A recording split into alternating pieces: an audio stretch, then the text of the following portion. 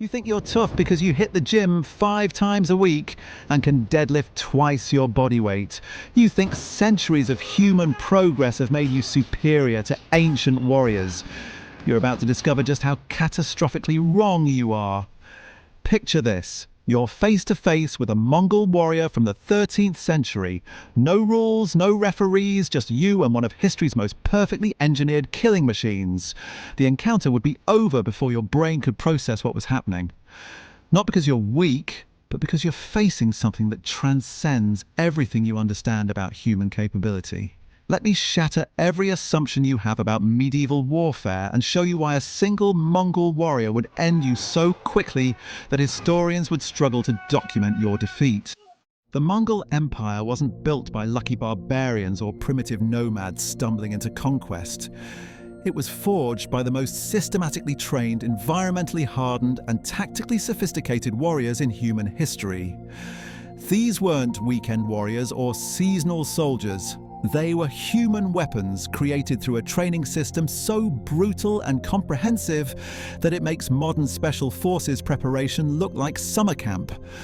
The transformation began before they could walk. Mongol children learned to ride horses before they learned to run. There's an ancient saying that captures this perfectly. Mongol born on a horse dies on a horse. This wasn't metaphorical. These children spent more time in saddles than on solid ground, developing balance, coordination, and horsemanship that would be physically impossible for anyone starting later in life. But riding was just the foundation. Every Mongol, warrior or not, was trained in archery with deadly precision. Men, women, children, elderly.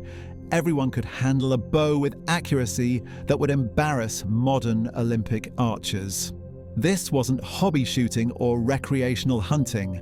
This was systematic weapons training that turned every member of society into a potential combatant. The annual Great Hunt, called the Gurujan, reveals the terrifying efficiency of their training system. Thousands of horsemen would encircle massive areas of wilderness, gradually closing the circle over days or weeks until all the game was trapped in an ever-shrinking space. Each warrior was allocated exactly one arrow. Miss your shot and face public ridicule. This wasn't just hunting, it was live fire training that combined horsemanship, archery, tactical coordination, and psychological pressure into one devastating exercise. Modern hunters with high-tech equipment, GPS, and unlimited ammunition struggle to consistently hit stationary targets. These warriors had to hit moving animals from horseback with a single shot while maintaining formation with thousands of other riders. The precision and coordination required would break most modern minds before the physical demands even began. Now let's talk about the environment that forged these warriors. Mongolia's climate is one of the harshest on Earth. Summer temperatures soar while winter nights regularly drop to -40 degrees Celsius. Many years see temperatures plummet to -50. These weren't occasional cold snaps. These were standard seasonal conditions that lasted for months. While you complain about your gym being too cold or too hot, Mongol warriors lived, trained, and fought in conditions that would hospitalize most modern people within hours. Their bodies adapted to temperature extremes that would shut down your nervous system. Their cardiovascular systems developed efficiency levels that modern medicine can barely measure. Their pain tolerance was conditioned through daily exposure to environmental brutality that makes your toughest workout feel like gentle stretching.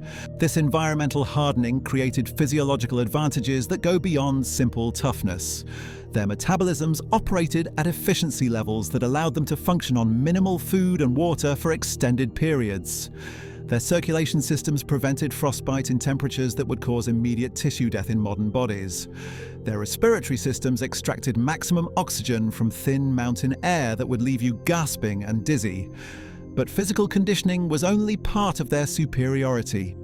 The weapons technology they mastered would make your modern advantages completely irrelevant. The Mongol composite bow represents one of the most sophisticated pieces of military engineering in human history. These weren't simple wooden sticks with strings. They were precisely crafted weapons made from laminated layers of horn, wood, and sinew. The construction process alone reveals their technological supremacy. Master craftsmen would select specific types of wood, harvest horn from particular animals, and process sinew with techniques that took years to perfect. The lamination process created composite materials with strength-to-weight ratios that rival modern engineering.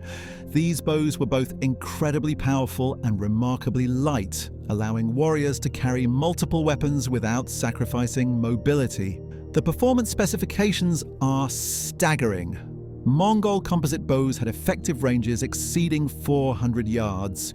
Compare that to the famous English longbow, which maxed out around 250 yards. Mongol warriors could accurately hit targets at distances where you couldn't even see them clearly. They could engage enemies before those enemies knew they were under attack. The technical superiority extended beyond just range. While European archers drew their bowstrings with 3 fingers, Mongols used thumb draw technique with reinforced thumb rings. This method not only allowed faster shooting, but enabled higher draw weights before finger failure. Modern archery experts argue that thumb draw is biomechanically superior for rapid-fire accuracy. Each warrior typically carried 2 bows into battle, one optimized for long-range engagements, another for close-quarters combat. They used specialized quivers mounted on belts and saddles that allowed rapid arrow access from multiple positions. Skilled archers could hold 2 or 3 arrows in their shooting hand for consecutive shots without reaching for their quiver. The rate of fire was devastating. Contemporary accounts describe Mongol archers loosing multiple arrows per minute while riding at full gallop. Modern people struggle to draw basic recurve bows consistently while standing still. These warriors were firing rapid, accurate shots from horseback while maneuvering at speeds that would terrify modern equestrians. The arrows themselves were precision instruments of death, different arrowhead designs for different tactical purposes, broadheads for unarmored targets, bodkins for penetrating armor, fire arrows for siege warfare, and specialized designs for psychological warfare. Each arrow was handcrafted to exact specifications that maximize lethality for its intended purpose. Your modern advantages mean nothing against this level of weapons mastery. Your gym strength can't draw these bows effectively. Your hand-eye coordination can't match their accuracy. Your reaction time can't compete with reflexes honed through decades of life-or-death training. And that's assuming you could even see them coming before their arrows found their mark. But weapons mastery was just one dimension of their overwhelming superiority. The tactical genius of Mongol warfare would leave any modern opponent completely outmaneuvered and helpless before they even understood what was happening. Mongol field warfare represented an almost perfect fusion of firepower, shock tactics, and mobility. Their tactical movements were performed with clockwork precision, built on frameworks of experience, training, and discipline that created an aura of invincibility. Even their enemies believed them to be supernatural, a divine punishment sent from heaven itself. The psychological impact alone would destroy you. When Mongol forces appeared on the horizon, seasoned warriors who had survived dozens of battles would freeze in terror. Entire armies would break formation before the first arrow was fired. Cities would surrender rather than face complete annihilation. This wasn't superstition or cowardice. This was rational fear based on documented reality. Their tactical innovations were centuries ahead of their time. The feigned retreat became their signature maneuver, and it worked because it exploited fundamental human psychology. Enemy forces would see Mongols apparently fleeing in disorder and give chase, breaking their own formations in pursuit of easy victory. Then the trap would spring. Hidden Mongol units would emerge from concealed positions while the retreating forces wheeled around and counterattacked. Disciplined formations would transform into scattered prey in minutes. The Karash tactic reveals their complete disregard for conventional warfare ethics. Mongol commanders would gather prisoners from previous battles and drive them forward as human shields during sieges. These captives would absorb the initial volleys of arrows and crossbow bolts, protecting the actual Mongol warriors behind them. Sometimes they would dress prisoners in Mongol armor and march them in front ranks, causing defenders to waste precious ammunition, killing their own compatriots. Communication systems gave them coordination capabilities that wouldn't be matched until modern radio technology. They established intricate networks of relay stations with fresh horses and messengers positioned at strategic intervals. Orders, intelligence, and tactical updates could travel across vast distances faster than seemed physically possible. This allowed real-time coordination of military movements across fronts separated by hundreds of miles. The Battle of Mohi in 1241 provides the perfect historical example of how European knights, the medieval equivalent of elite special forces, were completely annihilated by Mongol tactics and training. The Hungarian army brought 60,000 soldiers to the field, including the best heavy cavalry in Europe. These weren't peasant levies or militia. They were professional warriors with individual tactical knowledge, discipline, and experienced commanders. The battle began with what appeared to be a straightforward engagement. Mongol forces under Batu Khan engaged the Hungarian main force at a river crossing, seemingly pinned against the water with nowhere to retreat. The Hungarians initially succeeded in containing the Mongol advance, confident in their superior numbers and tactical position. But unknown to the Hungarian commanders, Subutai had led 30,000 Mongol warriors on a wide flanking movement south of the main battle. While the Hungarians focused their entire attention on the frontal engagement, Mongol engineers constructed an emergency bridge crossing miles from the primary battle site. The flanking force crossed undetected and moved into position behind Hungarian lines. When Subutai struck from the rear, the Hungarian formation collapsed instantly. Professional warriors who had trained for decades in coordinated combat found themselves caught between two Mongol forces with no escape route. The retreat became a rout, then a massacre. Mongol cavalry pursued fleeing Hungarians for miles, cutting down stragglers with systematic efficiency. The casualty numbers revealed the devastating effectiveness of Mongol warfare. Hungarian losses totaled 60,000 soldiers from their original 100,000-man army. In the aftermath, 1/4 of Hungary's entire population was killed. This wasn't just military defeat, it was national annihilation achieved through superior tactics, training, and ruthless execution. Your modern tactical knowledge means nothing against warriors who pioneered combined arms warfare, coordinated multi-front operations, and psychological manipulation centuries before these concepts existed in military doctrine.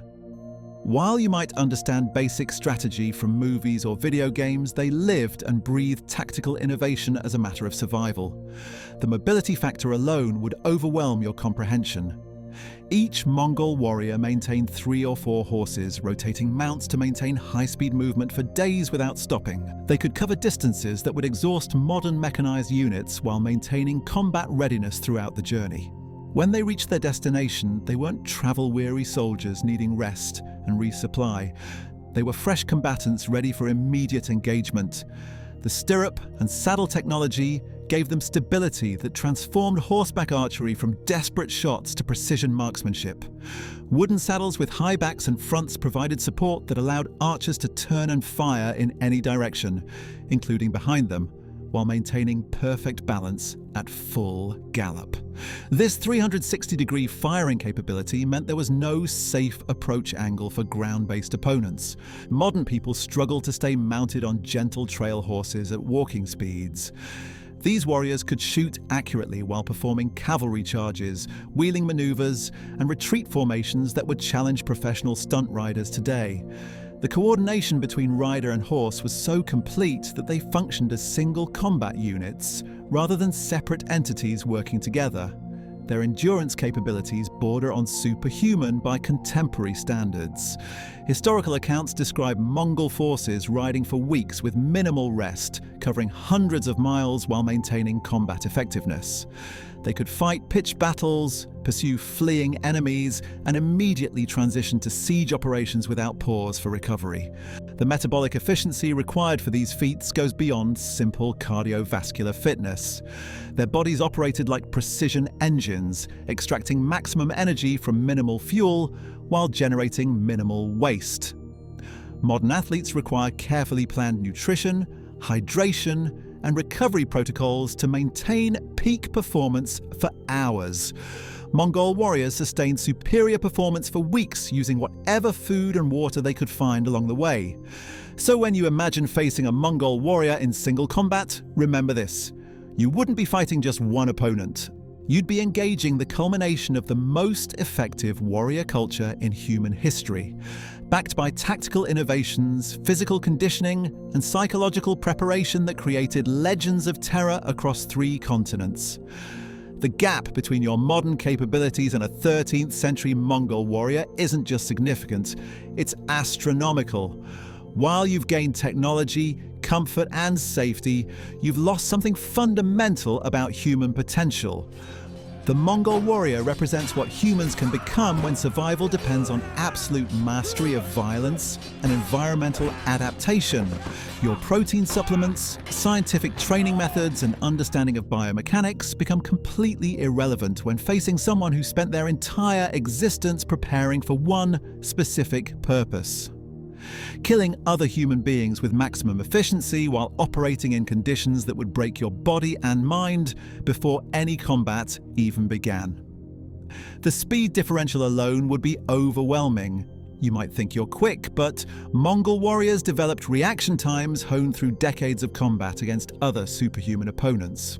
They could read body language, anticipate attacks, and respond with lethal precision while you were still processing what was happening. Even if by some miracle you managed to avoid their initial assault, you'd be facing an opponent who viewed pain as training, death as honor, and your modern sensibilities as fatal weakness. The psychological conditioning that allowed them to conquer the largest empire in human history would destroy your will to fight before the physical destruction even began. So, the next time you're feeling confident about your modern fitness routine or tactical knowledge, remember the Mongol warrior, and be grateful you'll never have to test that theory in person. They were the apex of human warfare capability, and that gap can never be bridged by gym memberships or weekend warrior training.